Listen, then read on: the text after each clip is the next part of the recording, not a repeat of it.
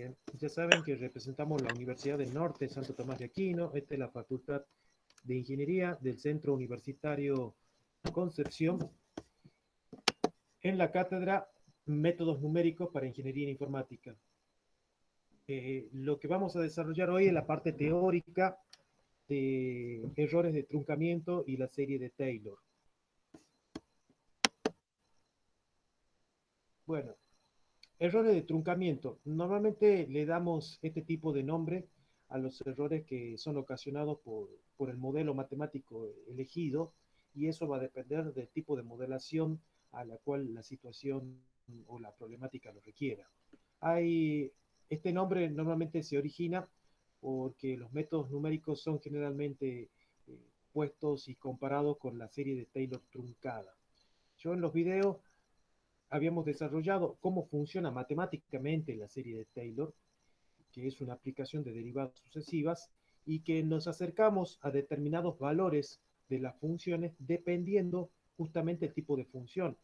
Hay funciones como las funciones trascendentales, las funciones trigonométricas, las funciones exponenciales, las funciones logarítmicas, que cuando calculamos su valor de esas funciones, lo que nos ofrecen son valores irracionales, son infinitas cifras no periódicas, el cual lo hacemos a través de una calculadora. La serie de Taylor tiene la particularidad es que nos podemos acercar a esos valores de manera local, es decir, para ese valor en particular, a través de polinomios. Por eso se llaman series de Taylor, porque son series de polinomios, y los polinomios, los valores de los polinomios me dan valores exactos, y esos valores exactos permiten aproximarnos con un cierto error. Los errores son a través de truncamiento. Por eso es que hay una relación entre los errores de truncamiento y la serie de Taylor.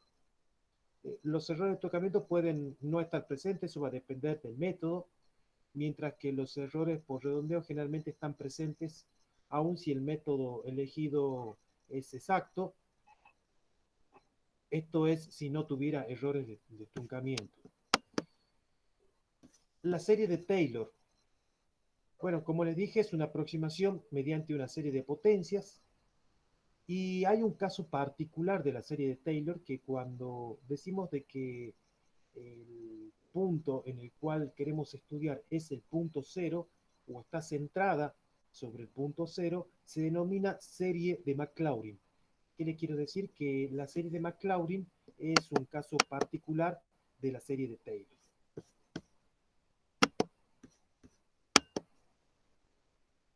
La serie de Taylor tiene esta fórmula que yo le estoy colocando acá, f de x, y acá hay como una especie de aproximación en donde tenemos f valuado en c más f' valuado en c, que es la derivada, por x menos c. Fíjense que a medida que vamos avanzando en los términos, aparece f, f', f segunda, f tercera, f késima. Son las derivadas sucesivas, todas a través del punto c. Y también a partir del segundo término aparece x menos c al cuadrado, x menos c al cubo. Esos son los desarrollos de esa potencia, que son simplemente polinomios y que van aumentando el grado a medida que va aumentando la derivada. Fíjense que el orden de la derivada coincide con la potencia. Acá tengo f segunda, x menos c al cuadrado, f tercera, x menos c al cubo, f késima derivada, x menos c késimo grado. Y que además también ese valor coincide con el denominador de la derivada, porque acá tengo f segunda y debajo 2 factorial, f tercera 3 factorial, f késima k factorial. Creo que la demostración la dimos ahí en uno de los videos de la serie de Taylor y cómo funcionan. Hicimos un ejercicio de aplicación. Lo mismo vamos a aprovechar la próxima clase, que vamos a tratar de hacer la presencial, así hacemos la parte práctica de esto. Este tipo de series se usan con frecuencia para calcular valores aproximados de funciones complicadas, dice, pero en realidad son funciones trascendentales, pero para ciertos puntos específicos. La serie de Taylor converge, esto de la palabra de converge, significa de que tiende a un determinado valor cerca del punto de expansión, y lentamente no lo hace a los puntos más lejanos. ¿Qué quiere decir? El punto de expansión es en este caso el punto C. Es decir, que vamos tendiendo ese valor, por eso es que nos vamos acercando ese valor a través de polinomios, pero solamente a puntos cercanos. A puntos lejanos ya vamos perdiendo cierto grado de significatividad. Por eso es que decimos de que las series tienen cierto radio de convergencia.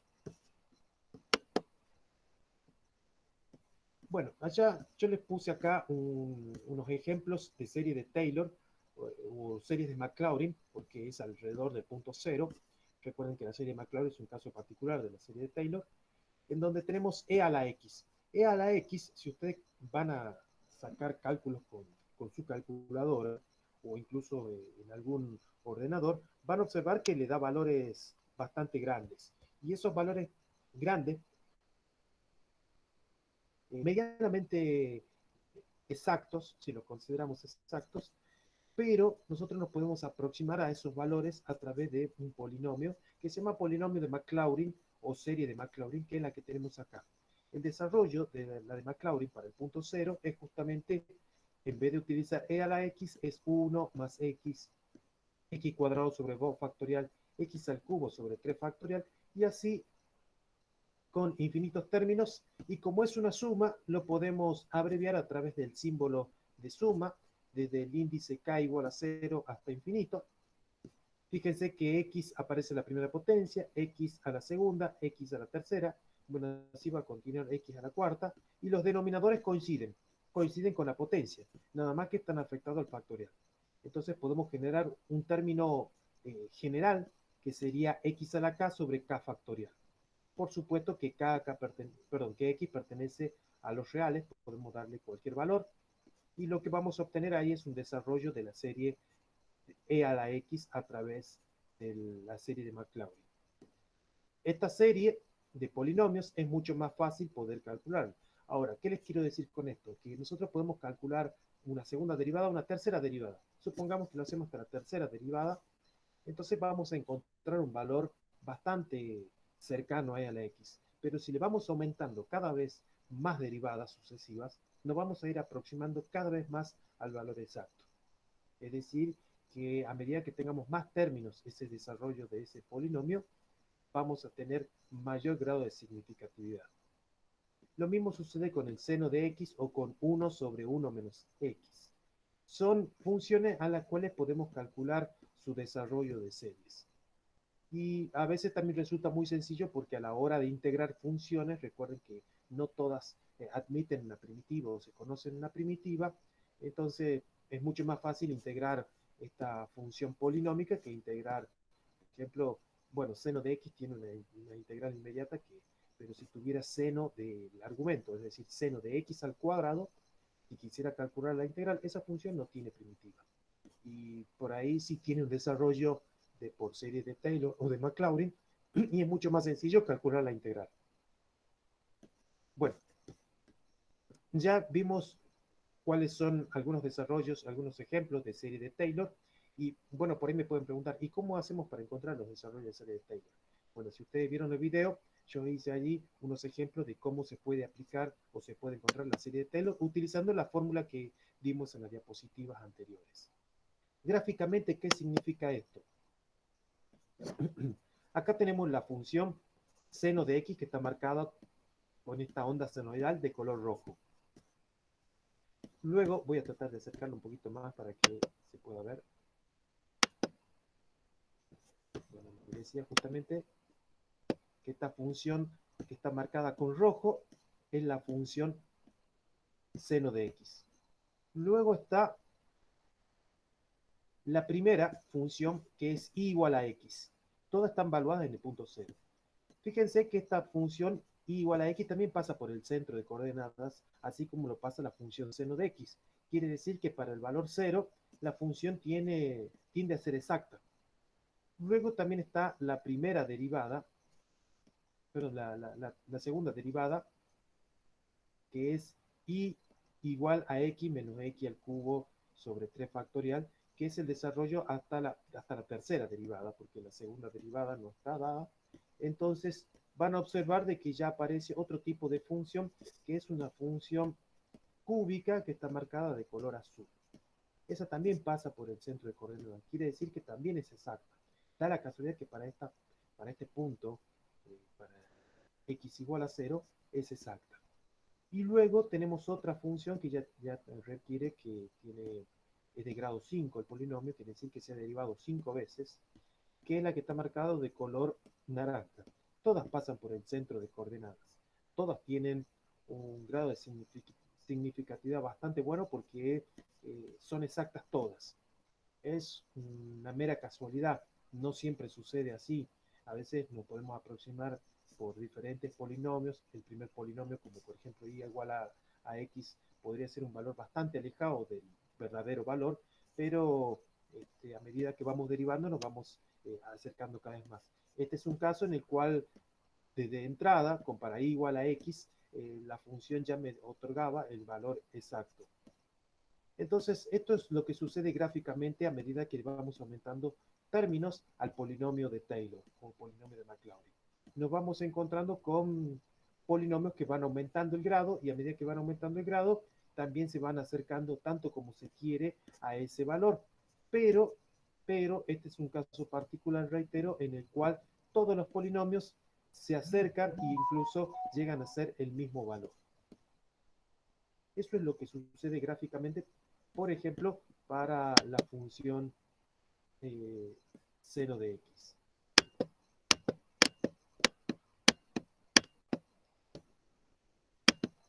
El teorema de Taylor. El teorema de Taylor,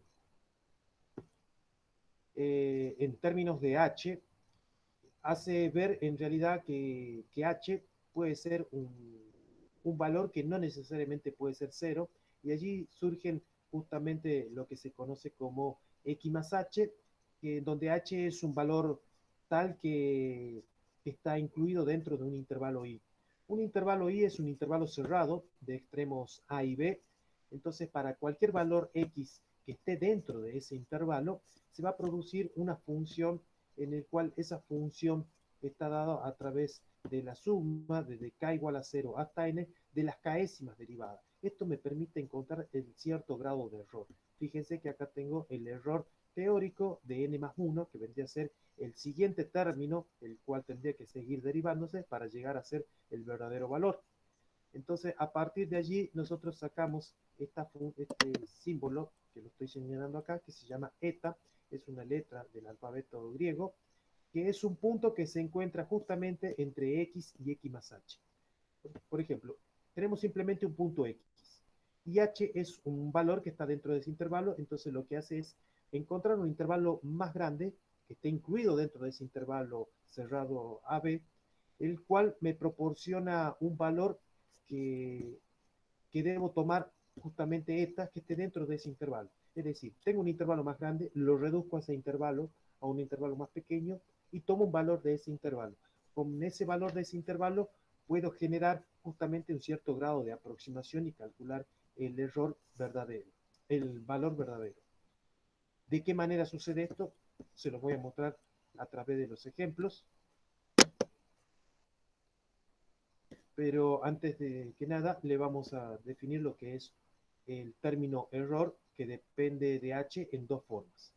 Primero, de que h está implícitamente presente. El error está siempre presente porque a medida que vamos derivando, si bien nos vamos a acercar al verdadero valor, pero no siempre vamos a llegar al verdadero valor, así como lo hicimos en el ejemplo anterior, sino que siempre va a estar presente justamente ese valor.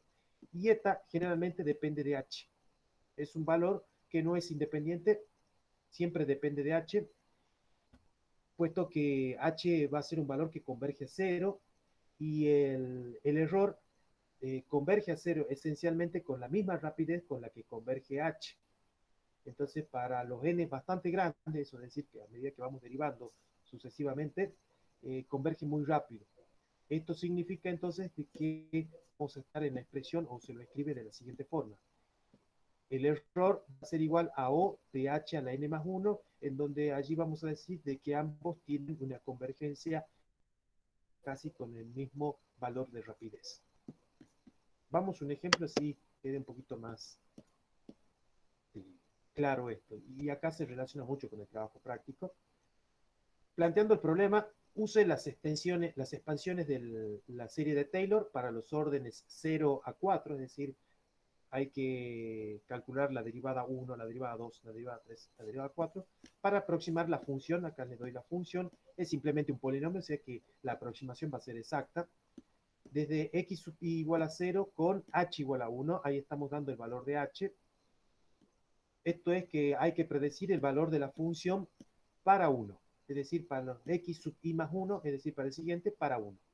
Recuerden que x sub i más 1 es x sub 0, x sub i más h. Bueno, la aproximación de la serie de Taylor va a ser f de x sub i, que va a ser equivalentemente a f de x sub i. ¿Qué les quiero decir? Que acá lo que vamos a hacer es simplemente f de 0. Yo creo que no lo puse acá. Bueno, lo voy a aprovechar, lo voy a poner. Hacemos simplemente f de 0.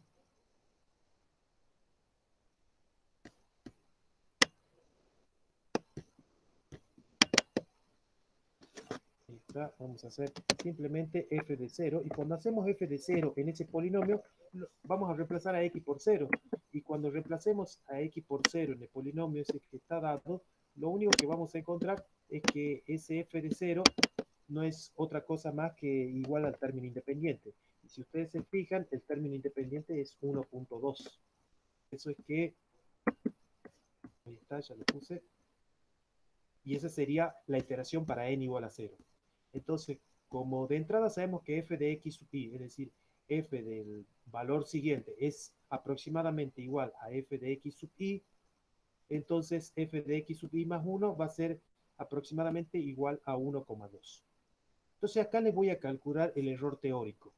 ¿Cómo voy a hacer para calcular el error teórico? Simplemente voy a calcular la diferencia entre el error aproximado menos el verdadero valor. El verdadero valor va a ser que calcule simplemente f de 0. Y cuando calcule f de 0 me va a dar ¿quién? 1.2, que lo tengo acá. Y el error teórico va a ser simplemente cuando calcule f de 1,2.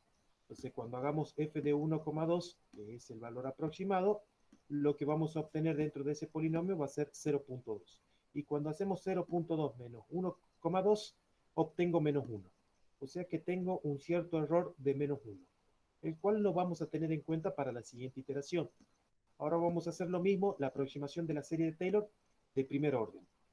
Entonces significa que al polinomio este dado, f de x, lo voy a derivar. Yo lo derivé acá y puse f' de todo ese polinomio, que es menos 0.4 de x al cubo, menos 0.45 de x al cuadrado, menos x, menos 0.25. Ahora bien, lo que voy a hacer es evaluar la derivada en el punto 0. Y entonces cuando evalúe la derivada en el punto 0, significa que voy a reemplazar a 0 acá en la primera derivada, obtenemos menos 0.25. Eso va a ser para n igual a 1, ya es la primera iteración. Quiere decir entonces que f de x sub i más h, f de x sub i más 1, va a ser igual a 1.2 menos 0.25h. Eso significa entonces, pero ¿por qué queda de esa forma? Hay que tener en cuenta de que a medida de que vamos encontrando los valores de la derivada, voy encontrando los coeficientes y h va a ir incrementándose. Hay que tener en cuenta que eso surge de acá. De h a la k. ¿Ven? Por ejemplo, eso fue para n igual a 1, ahí tendría h a la primera potencia. Cuando haga para n igual a 2, voy a tener h a la segunda potencia y va a ser la derivada, justamente la segunda derivada. Entonces, teniendo en cuenta esa formulita, ya tengo entonces 0.45x al cuadrado menos x 0.25. Ahora bien, ya tengo 0.25h. Y ahora lo que voy a hacer es evaluar la función f1 para el punto 1. Y cuando hacemos f de 1 para el punto 1, ya reemplazando acá en la función, lo que obtenemos es 0.95, que ese es el verdadero valor. Entonces, para volver a calcular el error teórico, voy a tener que hacer la diferencia entre el error aproximado y el error y el verdadero valor. El error aproximado es justamente lo único que voy a hacer es reemplazar a f de x sub i más 1 por 1 y eso va a ser 1,2 por 0,25 por 1, porque h estamos reemplazando por 1. Allí vamos a encontrar 0,2 y el verdadero valor es 0,95 y cuando hacemos la diferencia, fíjense que ahora tenemos un error de 0,95. Está más cercana al 0 que menos 1. Por lo tanto, significa que la primera iteración ya sufrió una primera modificación y ya tenemos un valor mucho más aproximado que al principio, que tenemos un error de menos 1, ahora tenemos un error de 0,75. Hemos ganado 0,25 eh, decenas de, de error a nuestro favor. Veamos ahora una segunda iteración para el polinomio. Significa que vamos a tener que derivar a f por segunda vez. Cuando lo derivamos, calculamos la derivada evaluada en el punto 0, ahora ya es de menos 1, y esa es la segunda iteración. Cuando pongo n igual a 2 significa que estamos marcando el número de iteraciones.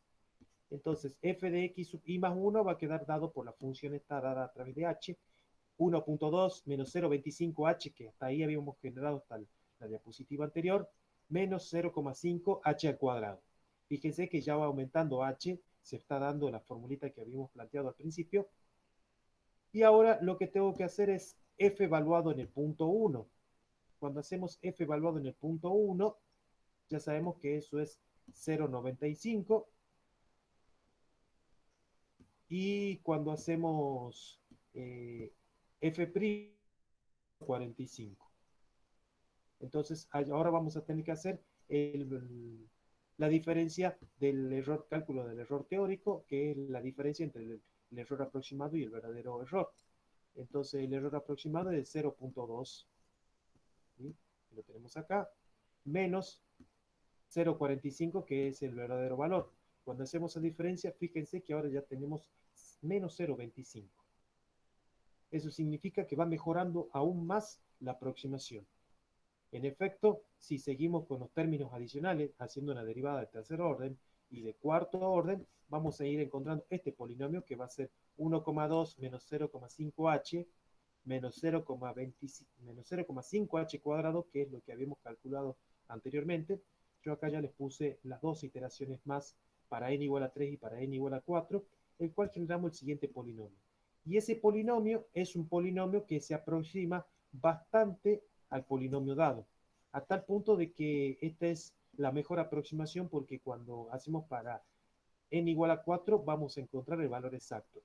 Pero ¿por qué vamos a encontrar el valor exacto? Vamos a encontrar el valor exacto en este caso porque lo que estamos aproximando es un polinomio en términos de otro polinomio. Entonces, porque este polinomio es muy sencillo poder encontrar el valor exacto. Dándole valores a través de la calculadora vamos a encontrarlo. Y lo aproximamos para que ustedes vean justamente qué tan poderosa es esta herramienta para aproximarnos. Gráficamente, ¿qué significa? Acá tenemos la función y cada uno de sus verdaderos valores. Fíjense que para la primera función o la iteración 0, cuando calculábamos, lo único que encontrábamos era este valor, el punto f de x valuado en este punto. Es decir, acá teníamos 1 o menos 1 de error.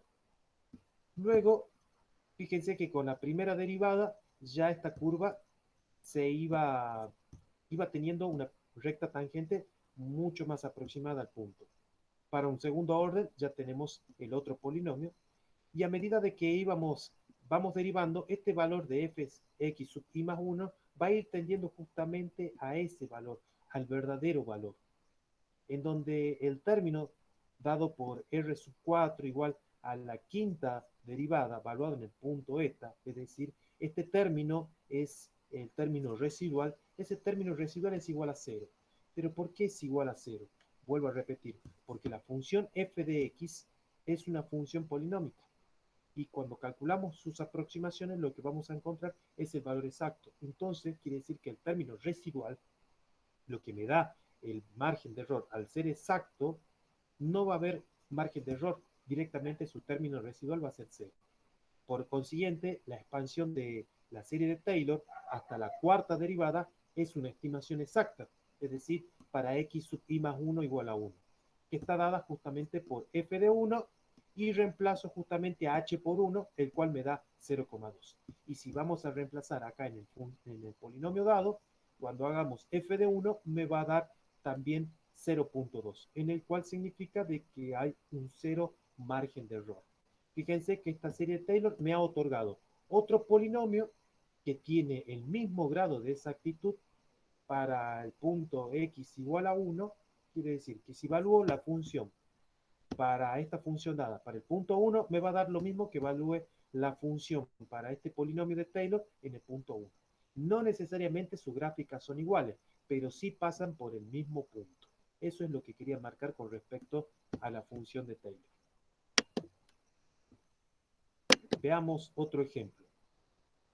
Estos ejemplos son sacados a través del trabajo práctico, así que estos ejemplos les va a servir para que ustedes puedan desarrollar el trabajo práctico que les he compartido ya con ustedes. Utilice las expansiones de la serie de Taylor, donde n desde 0 hasta 6 para aproximar, acá necesitamos 6 iteraciones, para aproximar f de x igual al coseno de x, justamente en x sub i más 1 igual a pi sobre 3, con base en el valor f de x y sus derivadas x sub i igual a pi sobre 4, y observe que esto significa de que h, ya me está dando el valor de h, es la diferencia entre pi sobre 3 menos pi sobre 4, que equivale a pi sobre 12. Ya me está dando el valor de h. Bien, entonces voy a hacer la aproximación de la serie de Taylor de orden 0, que significa que voy a evaluar la función. Recuerden que en el orden 0, f de x sub i más 1 es equivalentemente igual a x sub i, es decir, la iteración n igual a 0. Significa que voy a tener que reemplazar a la función coseno de x, a x lo voy a tener que reemplazar por pi sobre 4. Y ustedes calculan coseno de pi sobre 4, bueno, ustedes van a tener que colocar coseno de pi sobre 4 en el sistema sexagesimal equivale a 45 grados. Entonces, cuando van a sacar van a calcular a través de la calculadora el coseno de 45 grados, le va a dar 0,707, 106, 781. Bueno, ya hay más cifras. Ese sería el verdadero valor. El error porcentual. Bueno, el error porcentual estaría dado a través de la diferencia entre el error aproximado y el error verdadero sobre el error aproximado multiplicado por el 100%. Bien, el error aproximado sería 0,5. ¿Cómo sacamos 0,5? Bueno, simplemente porque lo que hacemos es evaluar para el primer valor, que sería 0,5, cuando hacemos la primera función. Luego el error verdadero, que es de 0,707 sobre 0,5. Bueno, entonces cuando hacemos eso, lo que encontramos al multiplicar por 100%, encontramos un error de menos 41,4%. Si lo comparamos con el anterior, es un error bastante grande. De hecho, fíjense que 0,5 y 0,707 hay una diferencia. Hay una diferencia no tan grande, pero lo hay. Pero cuando vamos a calcular el error porcentual, se ve o se puede medir el verdadero valor del error, casi un 50% de error. Entonces, lo que se recomienda es hacer la primera derivada. Cuando hacemos la primera derivada, significa que vamos a tener que hacer la aproximación de la serie de Taylor de primer orden. Voy a derivar la función. Si derivo la función, voy a tener f', que debe ser la derivada del coseno, que es menos seno. Y formando la función estaría f de x sub i más f' de x sub i por h. Eso sería para n igual a 1. Bueno, ustedes saben que el coseno f de pi sobre 3, es decir, el f evaluada para 60 grados, tiene que ser aproximadamente igual al coseno de pi sobre 4 menos el seno de pi sobre 4 multiplicado por pi sobre 12. Bueno, el coseno de pi sobre 4 menos seno de pi sobre 4 y multiplicado por pi sobre 12 me da equivalentemente 0,521. Bueno, recuerden que 0,5 es el valor que hemos encontrado de calcular la función f para 60 grados. Es decir, si hacemos el coseno de 60 grados, lo que vamos a encontrar es 0,5, que es el valor aproximado. Bien, ahora, como el verdadero valor es de 0,52198, lo reemplazamos acá, bueno, con todos los decimales y lo dividimos por el 0,5. Estamos calculando el error porcentual multiplicado por el 100. Fíjense que con la primera derivada ya hemos bajado bastante. Ya tenemos un error de menos 4,4%. Es un error bastante más chico comparado con el error anterior. Entonces, si hacemos una iteración más, supongo que vamos a tener una aproximación mejor todavía. Hacemos una aproximación de orden 2, ya derivamos a f por la segunda derivada, que ya es menos coseno de x, vamos formando nuestro polinomio de Taylor, yo les puse acá la formulita, f de x sub i más f' de x sub i por h, más f segunda de x sub i sobre 2 factorial por h cuadrado, eso sería la iteración para n igual a 2. Formando el polinomio, vamos a tener coseno de pi sobre 4, esto no es 0 pi sobre 4, voy a aprovechar para corregirlo, es solamente pi sobre 4.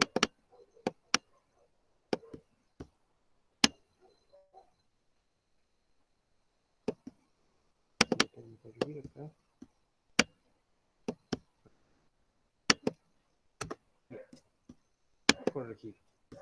Coseno de pi sobre 4 menos seno de pi sobre 4 por pi sobre 12 menos coseno de pi sobre 4 sobre 2 por pi sobre 12 al cuadrado.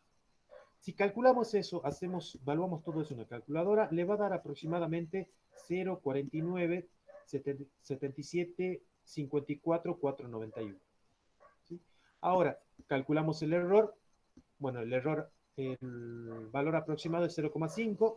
Reemplazamos por el 0,49725, el valor aproximado, lo dividimos en 0,5 y lo multiplicamos por el 100%, ahora tenemos un error del 0,449%.